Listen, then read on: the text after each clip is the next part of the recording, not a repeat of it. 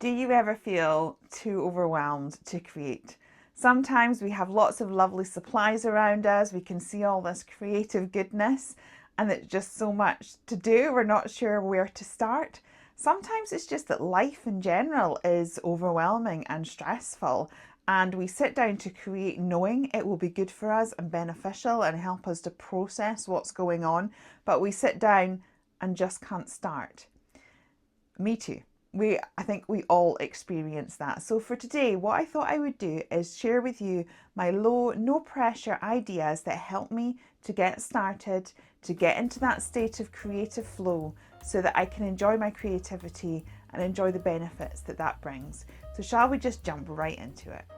So my secret weapon when it comes to 100% no pressure arting is my Sidekick Journal. I absolutely love this thing. I discovered it last year, and the concept of this journal is it literally just sits on the side of your desk. You can grab it whenever and you just play in it. You don't try and create a finished artwork piece. You're not trying to finish a page. You literally just play with your supplies and that's it. And I absolutely love it. I use it a lot, as you can see with the little flip through that I did.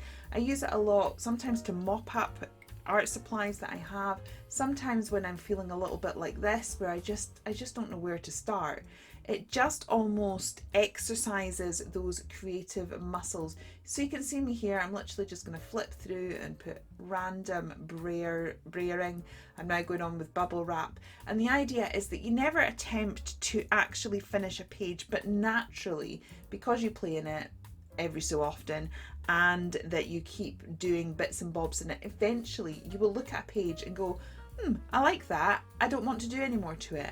And it will stop, and at that point that page is finished, and you will eventually finish the journal, but you haven't tried to create a full page. And I just love it. It just completely takes the pressure off, and I find by doing it's very much child's play. So this page is almost finished. I think this is probably my furthest along page. At some point soon I reckon that that'll be it, but as you can see, I'm just slopping paint on, I am scribbling, and it's very much like a warm-up. Sometimes I describe it like you need to warm up. You know, sports people, I love watching the tennis and things, but they don't go straight into playing a match. They do their warm-ups, they do their stretches, they knock the ball back and forth. And I think sometimes with art that's needed too. And quite often I do that by kind of just adding paint to a background or whatever, but this journal is perfect for that. The next thing I like to do is following the same principle. I'm in my other art journal now. This is my Caddy Fat Paper journal, and I absolutely love it. And I'm going to follow the same principle. I'm just going to layer colour down on this page and leave it as that. I'm not going to finish that today, but it just again gets creative muscles going, and then that's it for today. I will come back to that another day. Another tip that I like to do is to recreate an old piece. So I'm flicking through an old art journal, and I really like the layout of this one. So I'm not going to create the exact same page, but I've almost got step-by-step instructions following my own artwork. So I'm just going to recreate the layout, but using slightly different supplies. It will be a very different page, but as yet I have not had to sit there and think, what am I going to make? What am I going to do? What colours am I going to do? These decisions that can sometimes, when we're not feeling great, put us into a state of overwhelm. I am just literally copying the page that I have got beside me. I happen to find this little dog in my bit box, but other than that, I'm kind of going to follow the exact same layout. So I've got the paper here that's going to go behind this little mat of butterflies. So I'm doing the exact same thing, stamping out the butterflies. I think this time I'm going to colour them in orange rather than the pink of the example. And I love colouring with my markers. There's something really relaxing about this. So a lot of these processes, you're doing things that you're familiar with, and gradually you do get into a state of flow so that you don't feel overwhelmed anymore and are slightly more able to make decisions. So you'll just gradually see that as each project passes, there's just a little bit more creativity involved in every page that we do, but we are building up slowly and getting there at a pace that suits us without feeling overwhelmed. So I'm putting this mat in. I've got the little dog there. The other page had little quirky clouds, so I decided to create the same, again using my alcohol markers, colouring, because that's something that I'm familiar with and enjoy. Sorry about the head in shot. I honestly edited that so close, and even then you still got to see my roots. I don't know why I keep doing this. As I said in my last video, I think it may be just that I'm getting old and I'm blind. So, and I need to get into the artwork to see it. So I'm popping extra wee bits and bobs down. The other page had that as well. And actually these two pages look very different, but the layout is exactly the same. And I've basically copied the artwork and the techniques from the other page. So I'm back in my handmade journal again, and this time we've done a little bit on our own. I am now going to pull out my bit box. So bit box is another thing that I love to use, especially when I'm feeling overwhelmed or not quite sure what to do.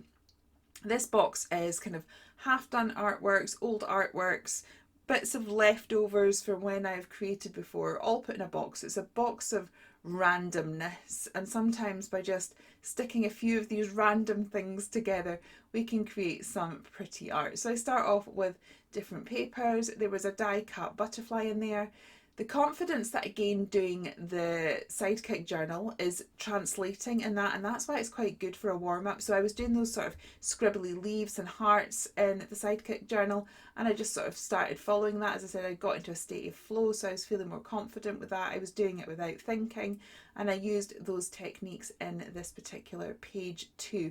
I like the pops of pink, but I just thought that circle had far too much green, so I went over the flowers with the pink as well, so it matched the rest of the project better. And once I had done that, I just sort of kept going with the doodles, making some of those things pop. I do like adding stitches and things like that. I like it looking like it was sewn into the page. I'm doing things that I find comfortable.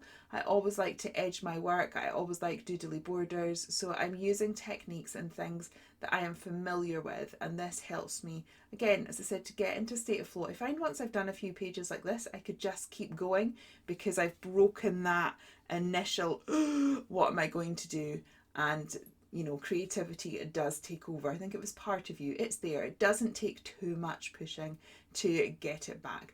I kind of wished all of this faffing about with the butterflies I hadn't done.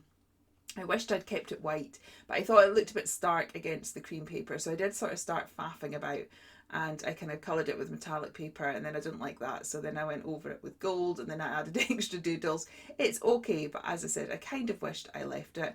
But do you know, at least at this point I was having the confidence to experiment, whereas when I actually started crafting that day, I didn't have the confidence. So, you know, the fact that I felt comfortable to play, let it go wrong and try and fix it was all good. And then I just finished this off with a little sentiment, and that's that page finished too. And we have another one for today, which was fab, seeing as we weren't sure what we were going to do when we started today. Now, we mentioned earlier that sometimes I just put paint on a page, so I have one here, and sometimes one of those is really good to work with because you're not starting with a blank page. There does seem to be something about the fear of the blank page that makes it difficult to get started. So sometimes these pages have been warm-ups for something else, but they can also be a stepping stone when it comes to future creativity. So as I said, this was one when I started my journal, I just slopped some paint on, and now I am going with a topic that I find easy, familiar. I love drawing woodlands and forests and bits and bobs like that.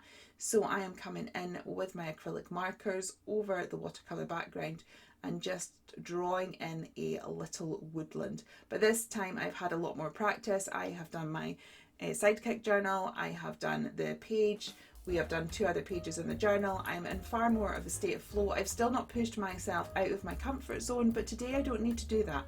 Today isn't about pushing myself out the comfort zone because that's not where my head is. Today is about keeping going even when you're not feeling great. So doing things that you're familiar with just helps you get back into that creative state where you maybe get to the stage where you could try something a little bit different. So I just built this up and, you know, tried lots of different techniques. These are really simple techniques. When it comes to doing a forest, you tend to start with your lighter layer at the back and gradually get darker and darker. To make the foliage stand out more, I did go over that with the blue as well. And to give it a nice fantasy element, we're going to go for fireflies. I love creating these. Basically, it's like a little dot of paint with a yellow sort of tinge to it, and then you come in a little bit later and put like a pure white dot in the center, and it looks like these glowing fireflies. The only thing that was missing from this now was to actually add a little bit of glow to the tree, and I use my acrylic gel pens for these. I absolutely love these things. These are one of my new favoritist things ever. The fact that you have such a fine tip and it's acrylic paint, it's just a joy to work with, and the detail that you can get is just incredible. I love it. So I use this to gradually build up all these fabulous lighting effects. This is such an easy technique, and yet it looks absolutely amazing. And so here we are, from a day where we genuinely didn't know where to start, felt overwhelmed and just wasn't in the mood, we've still managed to create some gorgeous pages just using a few simple hints and tips that can help you get started when you're feeling a little bit overwhelmed. Thank you for joining me. I hope you found the things that I shared today to be beneficial. Is there any that you will give a try? Or do you have any suggestions? I'm always open to new ideas of how to kickstart that creativity. So if you have any amazing suggestions, let me know in the comments below. If you enjoy art journaling, you may enjoy these videos right here with more creative ideas. And I will see you guys next Friday. Until then, bye.